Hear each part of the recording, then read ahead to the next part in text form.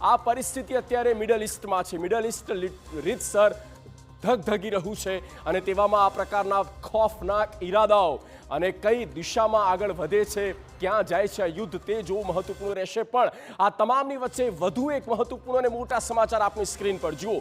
પાકિસ્તાનથી આવી રહ્યા છે અને પાકિસ્તાનમાં પેટ્રોલ ડીઝલની ભારે અછત. પાકિસ્તાનમાં લાગુ થઈ શકે છે લોકડાઉન. પાકિસ્તાનની સ્માર્ટ લોકડાઉનની તૈયારીઓ. પાકિસ્તાન કે જે અત્યારે એટલા માટે ચર્ચામાં છે કારણ કે યુદ્ધથી પ્રભાવિત છે. શનિવાર રવિવારે લોકડાઉન લગાવી શકે છે પાકિસ્તાન અને પાકિસ્તાનમાં એરલાઇન્સ પણ સંકટમાં છે કારણ કે જે ક્રૂડ ઓઇલ બેરલ ઓઇલ જે છે તેનું ઇમ્પોર્ટ અત્યારે ઘટી ગયું છે પાકિસ્તાનમાં અને તેના કારણે બધું જ ઉથલપાથલ થયું છે અને બધું જ જે ચેન્જીસ આવ્યા છે ને તેના કારણે પાકિસ્તાનને મોટા પાયે અસર થતી દેખાઈ રહી છે.